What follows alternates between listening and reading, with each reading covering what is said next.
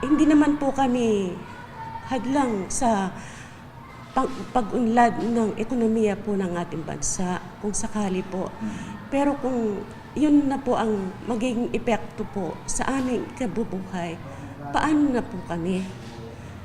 Paano na po yung mga anak ko? Di na po sila makakapag-aral.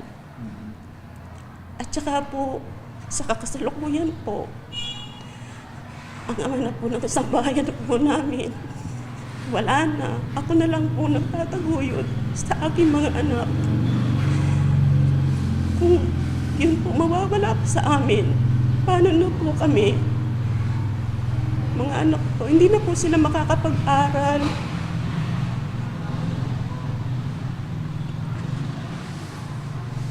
Meron po kaming kaunting kinabubuhay, meron po kaming maliit na tindahan. Yun, hindi po sapat. Yun po. Kaya kung sakali man po, sana kung sa ikauunlad, kung sa amin naman po ay malaking epekto, paano naman po?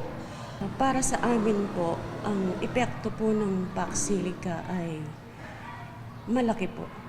Dahil doon po kami kumukuha ng ikinabubuhay para sa mga anak ko po. Ang lupang pong yun, doon po kami, hindi naman po sinasakap po yun. Doon po kami kumukuha ng ikinabubuhay dahil yun pong mga kahoy po doon, yun po ang aming source of income na ginagawa pong uling, tas binebenta po namin para po may pangtustos po kami sa araw-araw po na aming buhay. Mas po, lagi po kasi doon ang mister ko. Masakit. Dahil araw-araw nandun po siya. Binabantayan po ang mga nagtatrabaho. Ngayon po wala. Ilang taon yung talagang Bali, pinalagaan nyo? 15 years na po sa amin yun. Malaking-malaki po ang tulong sa amin. Sa mga anak ko nag-aaral. Paano po yan? Meron pa pong dalawa na nag-aaral. Kung mawawala po sa amin yun, paano na po? Wala na po kaming kinabubuhay. Hindi po sapat yung maliit po naming tindahan lang. O paano naman po kami kung kukunin na po yung sakaan namin? Hindi lang po saka, pati baryo po. Tulad po yan, ilan po yung mga anak ko. 5 po yung anak ko, nagpapaaral pa ako ng college. Tapos bigla na lang pong mawawala. Paano naman po ang kabuhayan ko? Saan ko dadalin ang ipag-aaral ko sa kanila? O tapos saan pa po kami titira? Ang una ko pong pinangangamba is yung kinabukasan ko po. Kasi although sasabihin po nila na babayaran, limitado po yung halaga. Tsaka po kasi yung pera madali lang pong maubos yan. Hindi po siya aabot na pang tustos, diretso sa pag-college po, pati po sa pag-aaral ng kapatid ko. Isa pa po doon is yung epekto niya po sa kalikasan natin. Kasi po dito na po ako lumaki, dito po sa mga palayan, nasanay na po sa hangin, na malayo po sa pag nag-aaral po sa Angeles City na yung pollution po madami na.